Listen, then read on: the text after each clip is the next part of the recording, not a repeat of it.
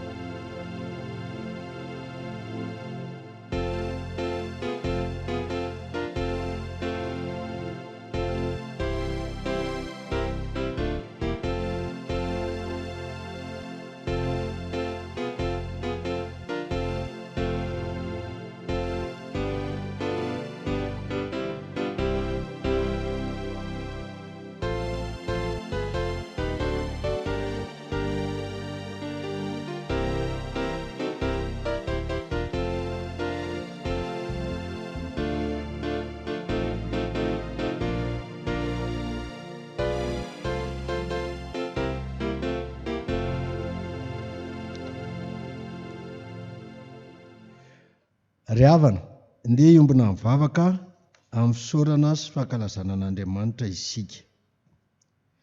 Ry Andriamanitra ray zanaka fanahy masino, Andriamanitra ny taranaka amin'ny fandimby ianao ary mitahany ankohonana eo anivon'izany taranaka amin'ny fandimby izany amin'ny alalan'ny fanekenao masina. Dia misaotra no ny fitiavanao mampiray anay, misaotra no ny fitiavanao hifampitsimbiana anay, misaotra no ny fitiavanao manambatra anay ao anatin'ny fianakaviana, ka dia nireo ny ray aman-dreny, ny zanaka, ny taisa, ny mpanampy sy izay rehetra mifanerasera anatin'ny ankohonana tsirairay avy.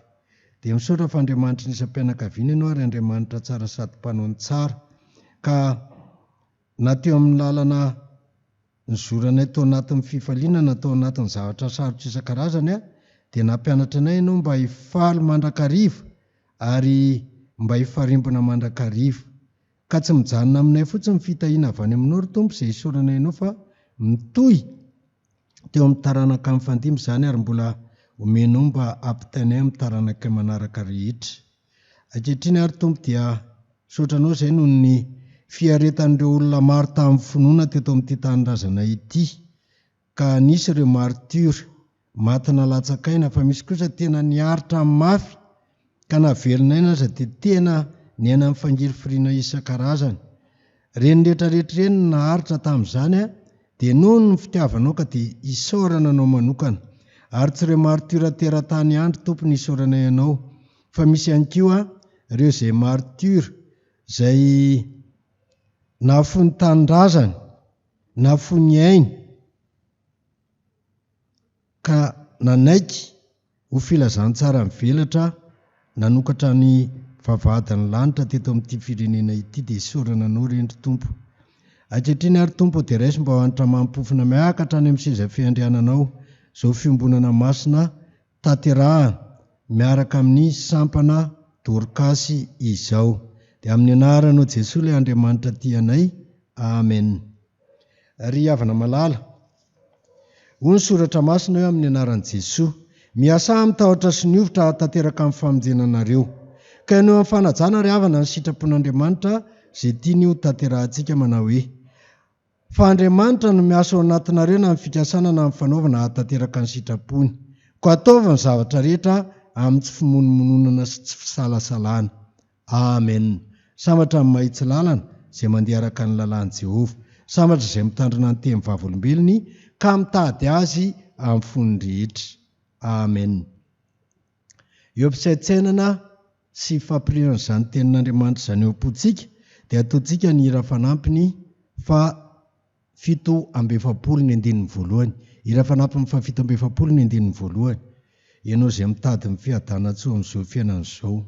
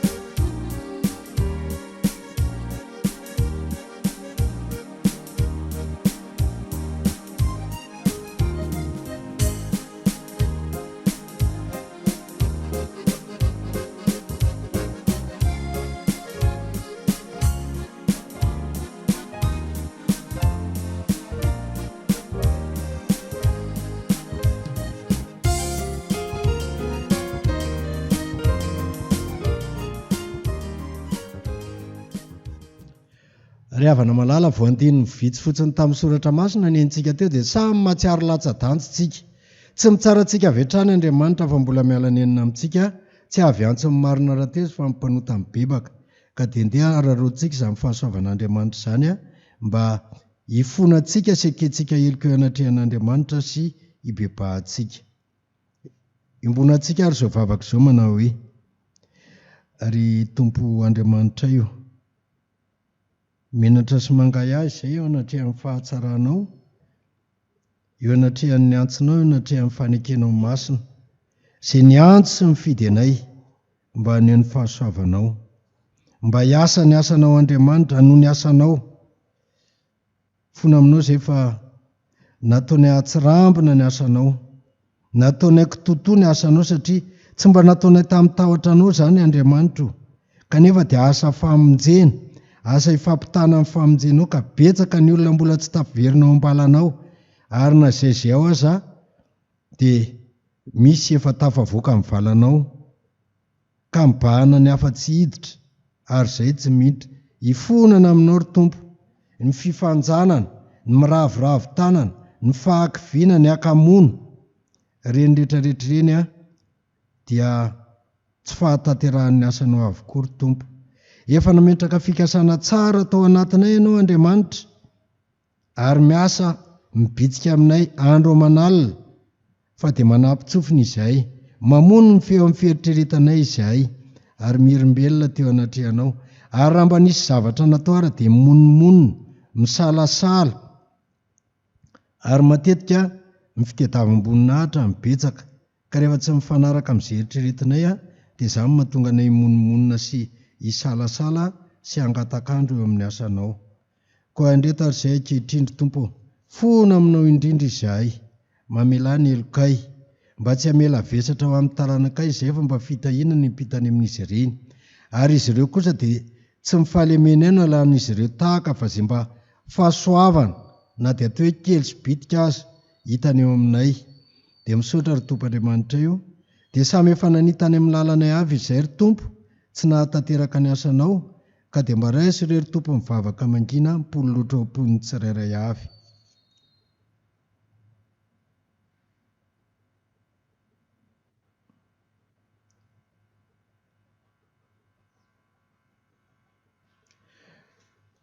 Dia misaotra ry Tompo fa na dia nampanany sarotra ny fiainanay sy ny fiainany hafa aza ny vokatra ny fahotanay, dia mitondra izany eo anatrehanao kosa izay ka ianao no hanamaivana sy hanaisotra tanteraka izany ry Tompo, mba tsisy hitambesatra aminay ary tsisy hitambesatra amin'ny taranakay ny valikeloka sy ny osom-pahotana rehetra.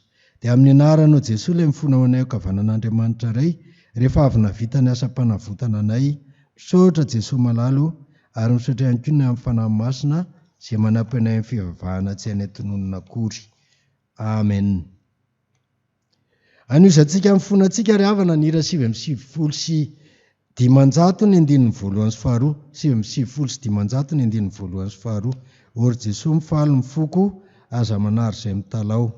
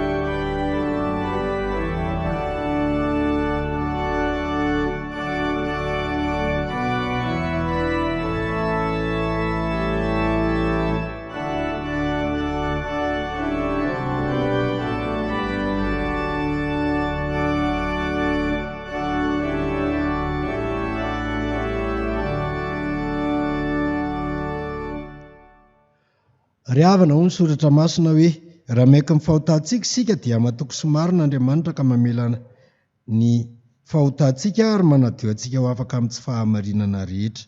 Koa anao izay mibebaka marina, raisy ny famelan-keloka atolotro ny Tompo aminao amin'ny anaran'i Jesoa manao hoe: fa Andriamanitra tsy nanindry antsika ho amin'ny fahatezerana, fa mba azo famonjena amin'ny alalan'i Jesosy Kristy tompontsika, izay maty hamonjy antsika mba hiara-mibelona aminy isika na mahatsiaro na matory.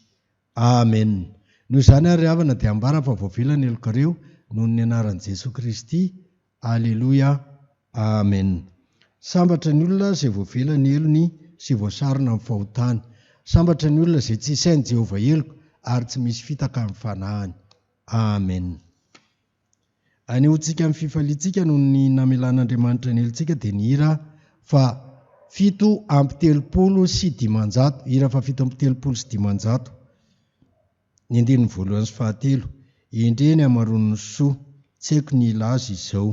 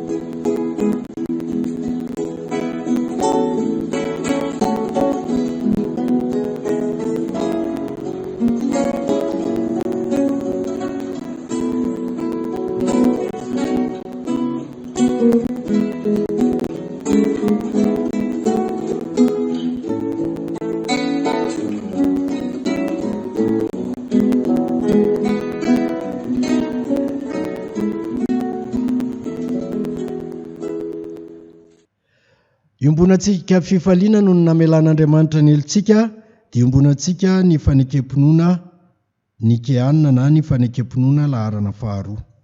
Manao hoe: isika mino an'Andriamanitra iray ray tsy tompanao ny lanitra sy ny tany ary ny zavatra rehetra na ny hita na ny tsy hita, ary an'i Jesosy Kristy tompo iray zanakalahy tokan'Andriamanitra nateraka ny rainy talohan'izao rehetra izao, ny mazava avy amin'ny mazava, Andriamanitra tokoa avy amin'Andriamanitra, nateraka fa tsy natao, miray amin'ny zavatra rehetra. Izy no nahariany izao tontolo izao noho ny amintsika olombelona sady famonjenantsika dia nidina avy tany an-danitra izy ary nataon'ny fanahy masina nofo avy tamin'ny Maria Virjiny dia tonga olona izy. Nomboana tamin'ny hazo fijaliana ho fanavotana antsika tamin'ny nanapahany Pônty Pilato izy. Maty izy ka nalevina, nitsangana tamin'ny maty tamin'ny andro fahatelo arak'izay voasoratra izy, niakatra ho any an-danitra izy ary mipetraka eo an-tanàna ankavanana iray. Avy any hiviana indray amin'ny voninahitra hitsara ny velona sy ny maty ary mandrakizay ny fanjakany. Isika mino ny fanahy masina tompo sady mpanome aina izay avy amin'ny Ray sy ny Zanaka, ka hitsaoana sy ankalazaina miaraka amin'ny Ray sy ny Zanaka. Izy dia niteny tamin'ny vavan'ny mpaminany. Isika mino ny fiangonana iray masina miorina amin'ny fanambaran'ny apôstôly ary manerana izao tontolo izao. Isika manaiky ny batisa iray ho famelan-keloka sady manantena ny fitsangana amin'ny maty ary ny fiainana mandrakizay. Amen. Izao dia tonga eo amin'ny fotoanan'ny tanora sy ny ankizisika ka dia manantanteraka izany ny tompona anjara. Faly miarabantsika ankizy tanora mahatratra indray izao fotoana natokana ho antsika izao indray hivavaka isika.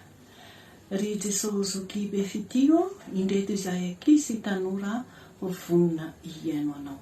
Koa mitenena Jesosy fa miaino ny mpanomponao. Amen. Misaotra an'Andriamanitra isika ankizy mahatratra indray izao volana vaovao izao. Ary eto amin'ny fiangonana misy antsika dia mandinika tsika mijery mombana lohahevitra anankiray indray na hoe thème hozy izy nareo moramora aminareo kokoa ny mahazo anazy amin'ny teny frantsay hoe thème vaovao momba ny hoe miorena amin'ny asa tsara. Ary azavay kely koa izany hoe miorena amin'ny asa tsara izany dia hoe tohizo foana ny asa tsara. Izao moa tsy raha izy isika na olon-dehibe na ankizy na tanora dia samy manana asa apetrak'Andriamanitra amintsika tsirairay avy. Dia hiteny amiko izao nareo hoe inona koa zoko izao mba asa ataonay ankizy sy tanora? Hoay be dia be fa amam-pianatra sekolalady atsika dia asantsika manokana ny mampafantatra ny olona any Jesosy. Tena tokony ataontsika ny mampafantatra andreo olona akaikitsika, ireo namantsika ny amin'ny Jesosy. Mety misy mantsy ankizy any mety hoe tsy mianatra sekolalahady, mety misy olona koa any mbola tsy nahare na hoe efa nahare fa naharere, izany hoe tsy nahare tsara, tsy mahafantatra tsara ny amin'ny Jesosy. Dia asantsika satria tsika mianatra ny tenin'Andriamanitra dia asantsika ny mampafantatra hoe iza moa izany Jesosy izany. Jesosy dia ilay Andriamanitra lehibe tia ny olona rehetra ary tsy mifidy anizaniza fa manome ny ainy ho antsika rehetra mahatonga antsika ho velona toy izao. Dia ataovy tsara izany asa sain'izy Tompo ataontsika izany. Ary aza mba kilikily izany mihitsy fa izany no tokony ataontsika indrindra. Lazaio amin'ny namanao, lazaio amin'ny manodidina anao fa hoe izay mino sy atao batisa no hovonjena. Tenin'Andriamanitra ho tadidintsika izany no mofinaina men'Andriamanitra atsika androany ao amin'ny filazantsara araka ny Marka. Sokafy any ny baibolinareo hoe filazantsara araka ny Marka 4:40 dia 4:40. Mora tadidy be 16:16, Marka 16:16. Dia vakitsika rehefa hitantsika amin'ny anaran'i Jesosy manao hoe izay mino sy atao batisa no hovonjena. Izay mino sy atao batisa no hovonjena. Dia lazao amin'ny manodidinareo mba ho fantany sy horena izany Jesosy tsara ivavahantsika izany. Dia ho azy irery ny voninahitra. Amen. Hivavaka isika. Misaotra anao izay Jesosy mampatsiahy anay indray izany teny izany. Dia vonona izay hampafantatra anao amin'ny manodidina anay fa izay mino anao no hovonjena. Amin'ny anaranao Jesosy Kristy. Amen. Tonga amin'ny fankalazana ny tenin'Andriamanitra isika ka mialohan'ny hanatanteran'ireo mpanompon'Andriamanitra ny vavaka ho antsika sy ny famakiana ny teny ho antsika dia ataontsika ny hira 9:telonjato, 9:telonjato ny 119. Mamafazavo ka aza mba malaina, mamafazavo amin'ny malemy.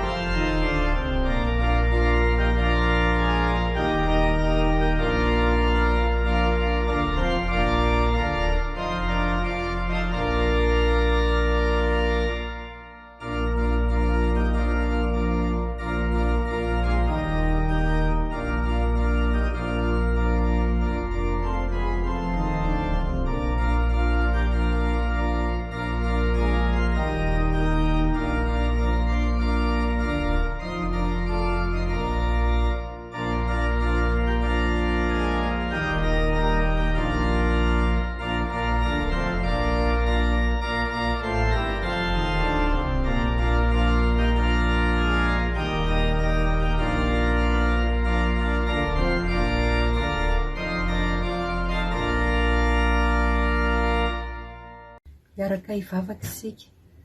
Misaotra anao izay Jesosy noho ny amin'izao fotoana izao izay ahafahana indray miaino sy mandray ny teninao.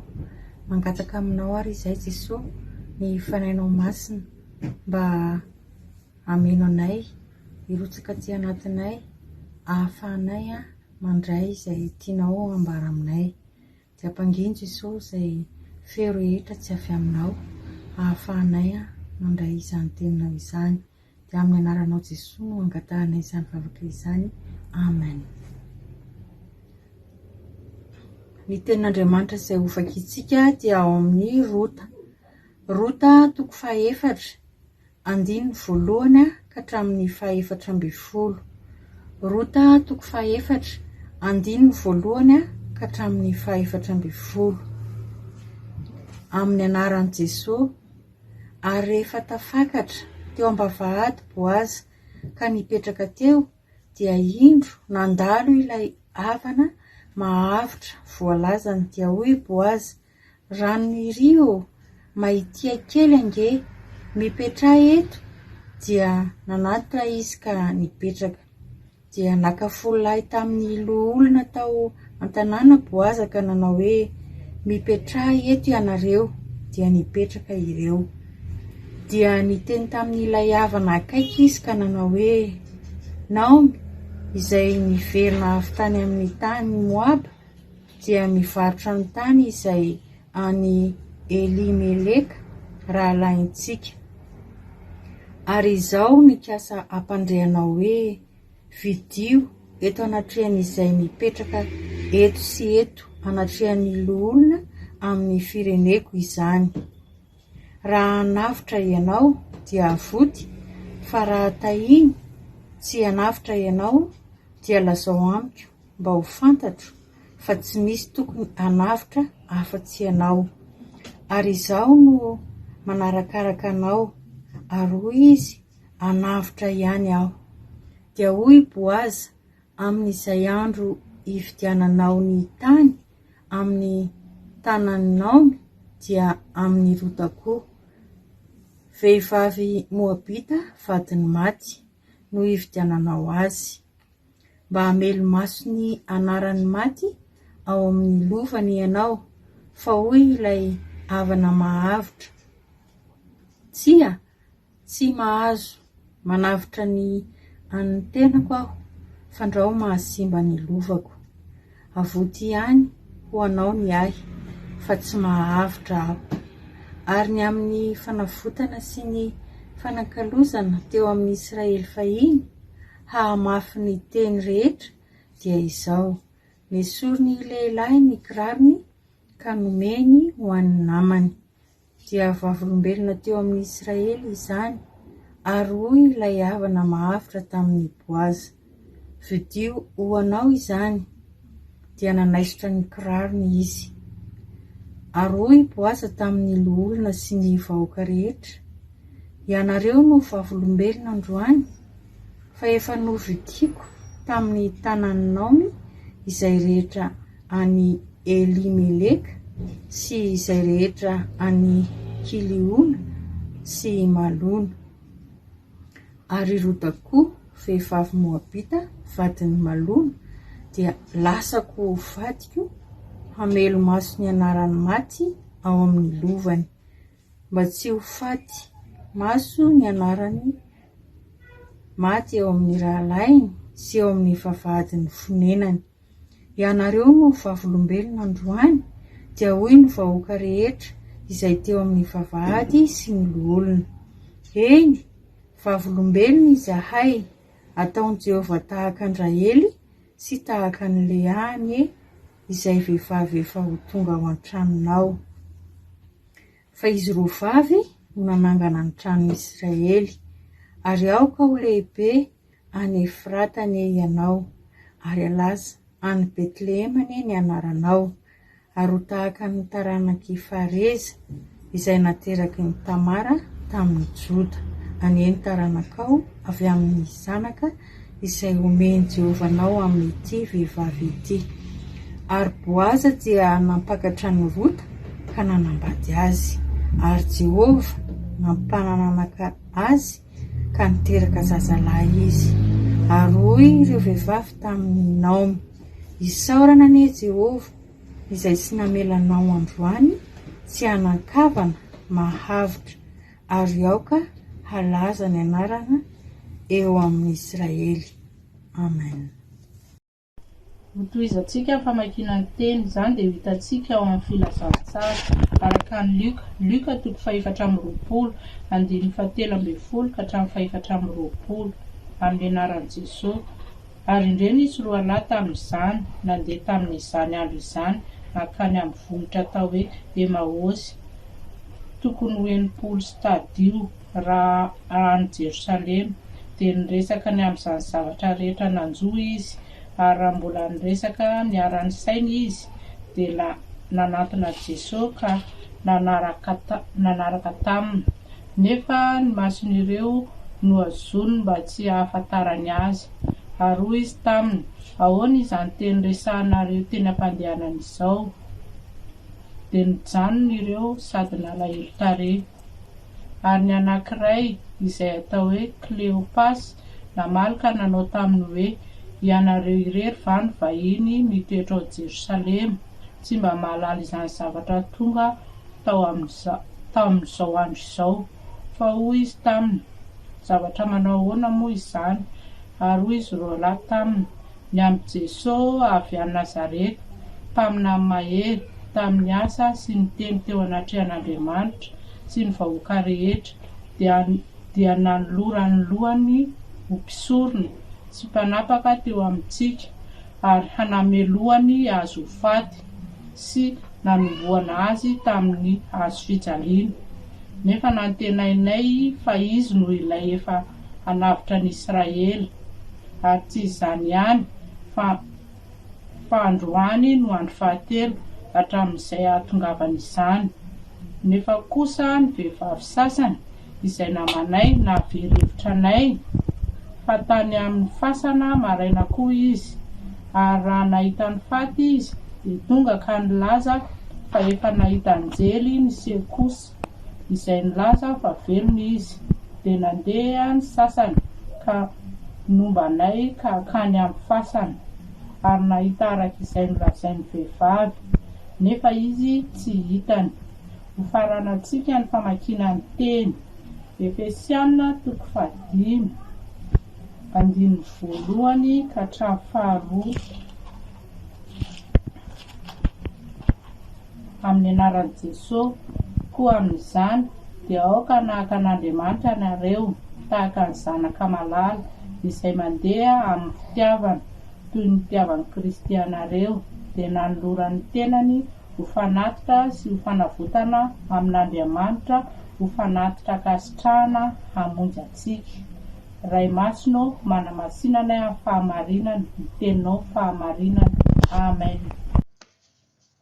Mialohan'ny andraisantsika ny hafatry ny tompo dia ny hira fanampy ny 9:12 ny 2 ny iraintsika. Hira fanampy ny 9:12 ny 2 ny mpianatry ny tompo asainy mifanompo.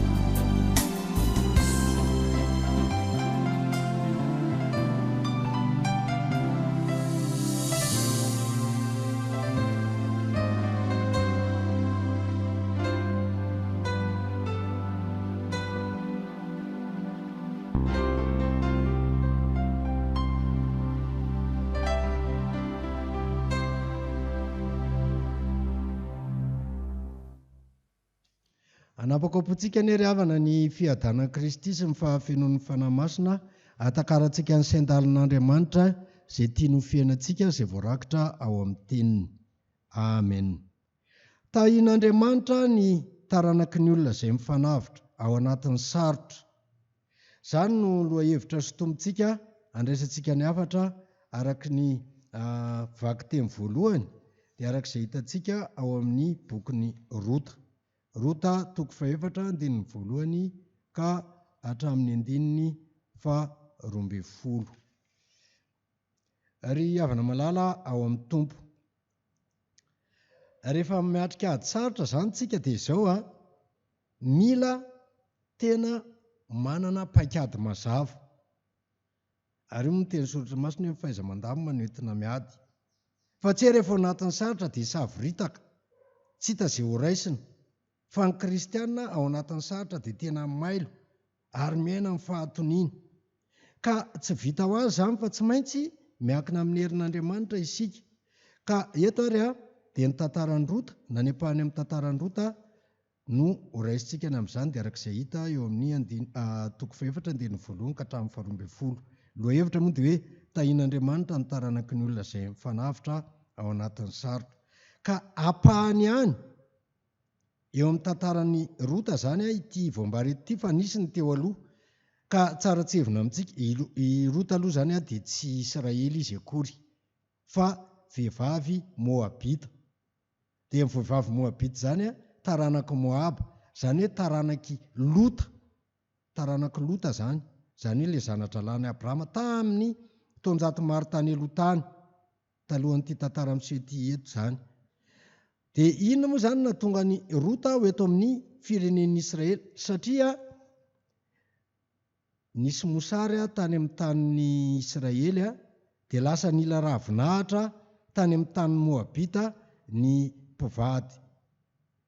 Antsoina hoe i Naomi izany ilay rahavehivavy ary Elimeleka ilay rahalehilahy. Dia niaraka tamin'ny zanan'ireo lahy Kiliona sy Malona. Dia i Kiliona izany nanambady Moabita ihany koa Orpa, ary Malona nanambady Moabita dia Rota, ilay voaresaka eto io. Ka samy maty daholo izany reto lehilahy, izany hoe maty Elimeleka, maty Kiliona, maty Malona. Dia ny tavela teo izany dia i Naomi ilay rafozana izany sy ilay vinady vavy anankiroa dia i Orpa sy i Rota. Dia izy roa vavy izany samy tsy nafon'ny rafozana dia samy mijanona hoe te hijanona amin'ny rafozana daholo. Dia ilay rafozana kosa moa izany tsy tia teny izy fa mba mitsimba satria mbola tanora zareo, mbola samy tsisy niteraka. Dia hoe ndanareo samy mihevitra manohy ny fiainanareo avy fa tsofoky rano nareo. Dia i Orpa izany lasa nandeha, fa i Rota tsy nety nandeha izy. Dia malaza be moa ilay tenin'ny Rota ao amin'ny Rota 1:1-12 hoe aza maniry andao anao na hiala amin'ny fanarahana anao. Dia ilay teny malaza be izany hoe fa izay alayanao no alehako, izay hitoeranao no hitoerako, ary ny firenenao ny fireneko, ary ny Andriamanitra ao no Andriamanitro. Izany hoe efa mifidy ny an'olo tena ho an'ilay Andriamanitra velona sy marina. I Rota izany dia mifikitra tamin'ny fanarahana ny fiainan'ny Naomi izy. Dia rehefa tonga izany zareo miverina nody tany amin'ny tanin-drazany dia sahirana be ry zareo, tena sahirana. Ary mba namelomany Rota ny rafozany ny fampeloman'izy mianaka izany dia izao mitsipona eny amin'ny vary izay jinjain'ny olona, glaneuse ny teny frantsay. Dia i Naomi kosa izany dia tena nihevitra n'izay mahasoa azy, ka eto izany dia fomba teo amin'ny Israely ny hoe mifanavitra. Dia eo indrindra izany mipetraka ilay hafatra izay sotomintsika amin'izao tenin'Andriamanitra izao, hoe tahian'Andriamanitra ny taranaky ny olona izay mifanavitra ao anatin'ny sarotra. Ka ianao izany raha te hifanavitra ao anatin'ny sarotra dia izao tsy maintsy manao ady sisika ianao. Plaidoirie moa ilay fitenintsika azy, plaidoyer, tsy maintsy manao ady sisika ianao. Ka ry Rota izany efa nisisika aloha hiaraka amin'ny rafozana, ary ny rafozana indray mitady ny fomba rehetra hanavotana amin'ny vinady vaviny. Ary irota indray kosa zany a nanaraka ny tenin'ny rafozany. Dia eto zany a dia misy lehilahy anankiray izay voasitony ny toetra tsarany rota, zany hoe ny admirian'ny toetra tsarany rota zany a ny lehilahy anankiray antsoina hoe Boaza, izay lehilahy manan-karena, dia nanampy azy io. Ary mahatsiaro hoe raha teo amin'ny lalàna jiosy teo amin'ny testamenta taloha, teo amin'ny fomba jiosy dia izao: izay havana mahavitra akaiky zany a tsy maintsy mandray an-tanana any Rota sy Naomi, ka afaka mividy mifananany, fa tsy maintsy manambady ny Rota ihany koa. Ka na dia tian'ny Rota ary Boaza dia izy mbola faharoa izy. Dia lasa izy zany a nanao adisisika zany hoe inona no atao, dia nanaraka mifepetra rehetra izy, ka natsony aloha ilay olona fa tsy nisongona izy, tsy tononony eto moa ny anaran'ilay havana mahavitra. Dia natsony zany hoe io a i Naomi, io a i Rota samy manano tena ary zareo samy maty vady, ka ianao aloha no havana mahavitra, dia tsy maintsy ianao zany manao ny dingana voalohany anontaniana ny hevitrao. Dia ireo zany mifananany Elimeleka, mifananany Kiliona, mifananany Malona, iza no havana mahavitra. Io ry havana lesona lehibe ao antsika, tsy fanao mihitsy mivarotra tanindrazana, manomboka amin'ny hoe nateraka izany, manomboka amin'ny olona nateraka, tsy fanao mihitsy eo amin'ny soratra masina izany hoe hivarotra tanindrazana, fa tena havotana mba tsy lasan'ny olona. Ka mba lesona lehibe ao antsika malagasy zany a, raha misy lovana velan'ny ray aman-dreninao, ny razambe-anao, tena mba tany io a mba hijanona amin'ilay taranaka ihany. Fa raha misy olon-kafa miditra ao dia tsy ilamina loatra, lafiny ara-piarahamonina fotsiny izany. Tsika moa malagasy raha misy ilay fitenena avatiana tsy rahamonina, amin'ny malagasy zany tsika indray tsy misara mianakavy, ary tsara raha mpirahalahy miara-monina. Ka raha mbola misy fananana nomen'ny razambe zany a, navelan'Andriamanitra tamin'ny alalan'ireo razambe, fa ny Jehovah ny tany izay rehetra ao aminy a, aza midy mihitsy io. Raha mbola azo ataony tsy mivarotra tanindrazana, dia azontsika toizana zany hoe efa nafon'Andriamanitra ao antsika malagasy Madagasikara, dia oka mba tena saro-piaro amin'ny tanindrazantsika, ka mba saro-piaro amin'ny rahalahintsika hoe raha misy sahirana dia mba mifanavitra. Zany zany a tena toe-tsaina lehibe zany. Fa misy kosa moa zany ireo vahiny tena manaiky iombona amintsika, hifanohana amintsika indray resaka hafa iny. Fa eto zany a dia manoro antsika hoe oka ny olona zany mba samy velona eo amin'ny tany izany nametrahan'Andriamanitra azy. Lesona lehibe zany izay, ka dia mba manao adisisika. Fa ity moa zany dia miainga aty amin'ilay fiainam-pianakaviana. Fa ny faharoa manarakaraka an'izay manao adisisika ianao, fa ao anatin'ny rariny, ao anatin'ny kolotsaina izay eken'ny fiarahamonina, fa indrindra eken'ny tenin'Andriamanitra. Dia hitantsika zany a natsony Boaza mihitsy natsony Boaza mihitsy zany a ny fahefana nisy teo an-tanàna hijeren'ilay adisisika nataony, le plaidoyer na plaidoirie nataony, hoe tia navitra ny Rota izy fa tsy mahazo misongona an'ilay havana mahavitra voalohany aloha. Dia rehefa mifanaraka tsara tamin'io zany a, natao ara-drariny, dia rehefa tsy nanaiky io zany hoe aloha ataonao ary zany fa tsara tsodrano anao. Dia izay zany tsika, rehefa misy zavatra atao tompoko a, dia tsy maintsy ao anatin'ny fahamarinana foana. Ny adisisika rehetra atao dia ho fitandrovana amin'ny fahamarinana, dia tsy mahazo mifampisongona na salovana ny andraikitry ny hafa ianao zany a amin'izay adisisika ataonao. Ny fahatelo farany a, ao anatin'ilay hifanavotana dia atao ampitiavana, zany hoe kendrena ahasoa sy ahavoavonjy an'ilay olona anaovana adisisika, fa tsy hoe ambakaina izy, hoe sahirana izy tsy afaka manavitra ny fananany a, dia ambakainao izy, na vidinao mora be ilay zavatra, dia ilay olona avelanao eo. Fa avitraina mihitsy zany ilay fanavotana na ilay adisisika izay atao. Ary io ry havana dia endriky ny fanavotan'Andriamanitra tao amin'i Jesosy Kristy. Tena ny ady mafy Andriamanitra navotana antsika, ary tena ndrahany zanany lahy tokana mihitsy ny tsy maintsy nafoy ho fanavotana antsika teo am-pelantanan'ny Satana. Ka tsy mifananana ihany navotana, fa ny olona indrindraindrindra koa. Ka dia indray antsika ry havana betsaka ny sehatra azo fanavotana eo amin'ny fiainana. Dia okontsika samy tena mba hiady mafana ny olona mila vonjy, hiady mafana ny sahirana, hiady mafana ireo izay verezindrosy tsy navela mba hitany anjara masoandrony eo amin'ny fiainana.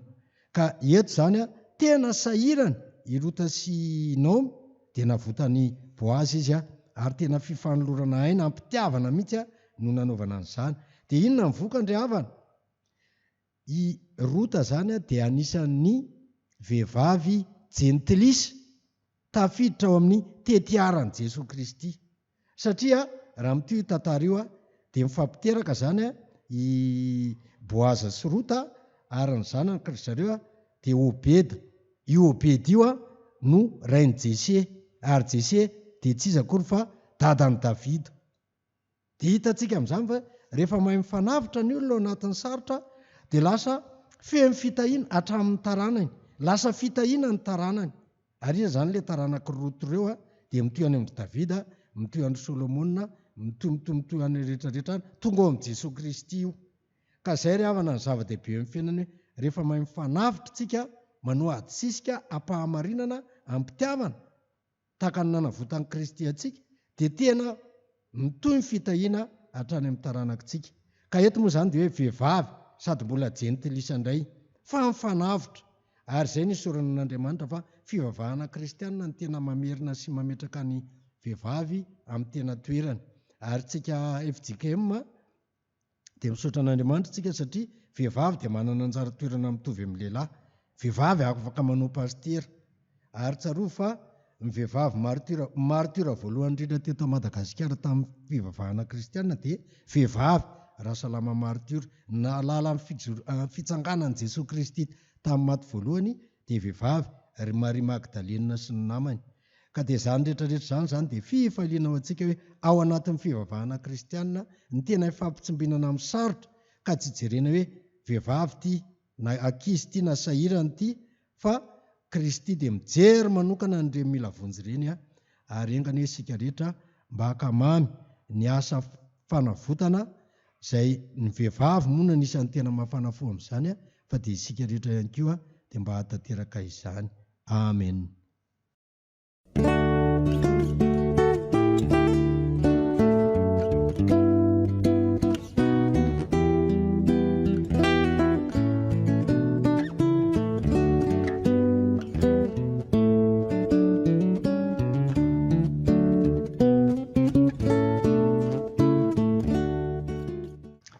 Iombona mivavaka fangatahana sika ry havana dia misaotra no indrindra izay ry tompo fa ny akamaroan'ny dingam-piainanay dia sarotra mandrakarivo ary io sarotra mihitsy ny lalana satria ianao Jesosy no mitarika anay sy mizaka izany mba hahafahanay mandroso.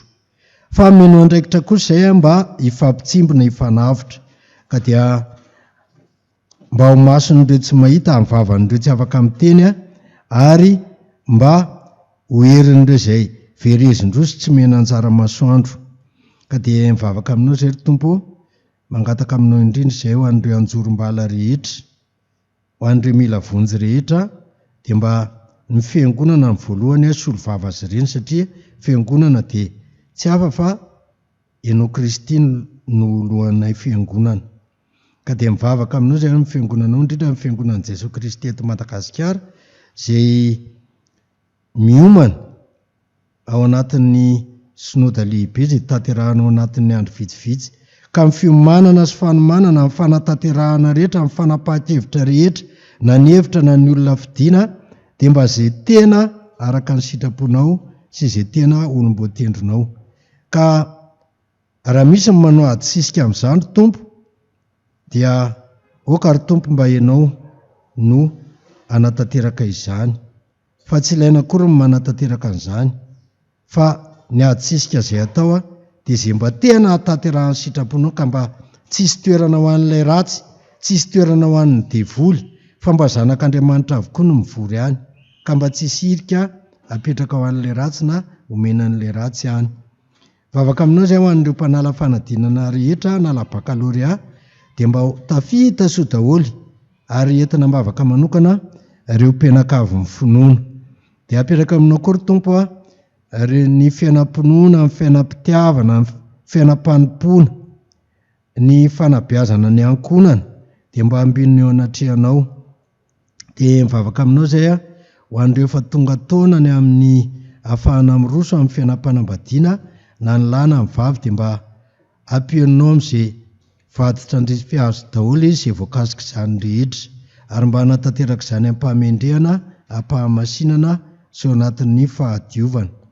Dia mivavaka aminao zay ry Tompo, ho an'ireo izay efa fantatra ny fotoana sy ny fandaminana rehetra, dia ianao izay efa nanomboka asa tsara no hahatanteraka izany.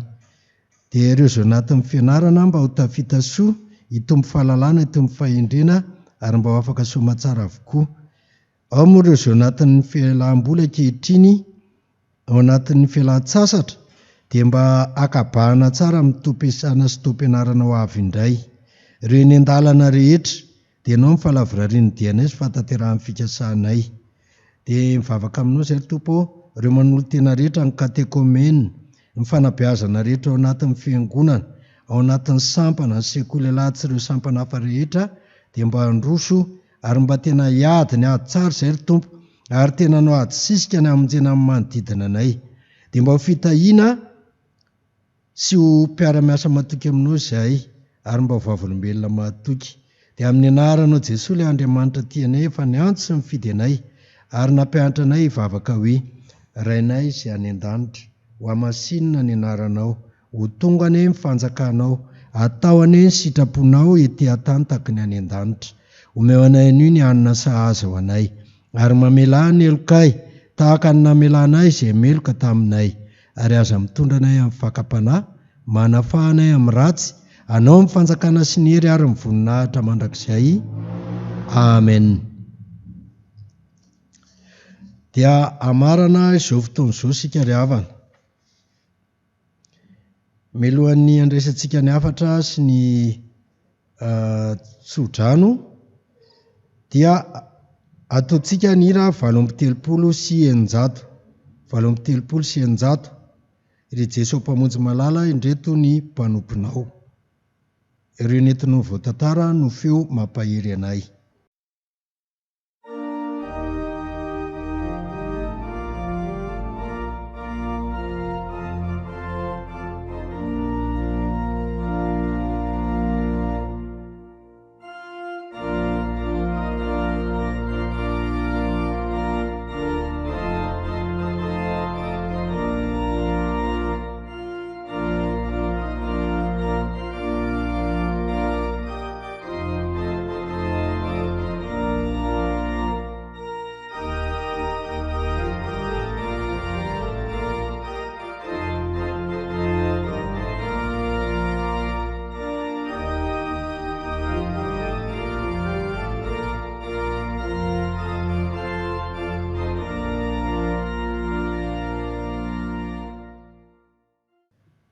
Zao ary ny hafatra ho antsika rehetra izay niombona tamin'izao isan-keritaona ny Dorcas natokantsika manokana eto Ambatomena izao, ary nahatsiaro-bavaka ihany koa ny asa lehibe nataon'ireo martyra. Zao ny hafatra ho antsika amin'ny anaran'i Jesosy, izay miantra amin'ny malahelo dia mampisambotra an'i Jehovah, koa araky ny ananantsika andro anaovana dia aoka isika hanao soa amin'ny olona rehetra, indrindra fa ny mpianakavin'ny finoana. Amen. Dia ho tanteraka amintsika rehetra sy amin'ireo olona misitraka ny asantsika ny tsodrano avy amin'ny Tompo manao hoe: Andriamanitra ane ampitombo ny fahasoavany rehetra aminareo, mba hanananareo onony rehetra mandrakariva amin'ny zavatra rehetra, ka hitombo amin'ny asa tsara rehetra. Amen. Samia manao vavaka mangina isika rehetra.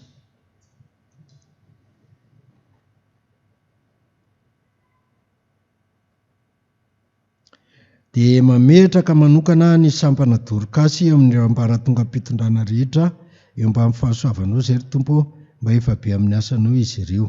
Ho anao irery ihany ny voninahitra ry Tompo sy Andriamanitray, amin'ny anaran'ny Ray sy ny Zanaka ary ny fanahy masina. Amen.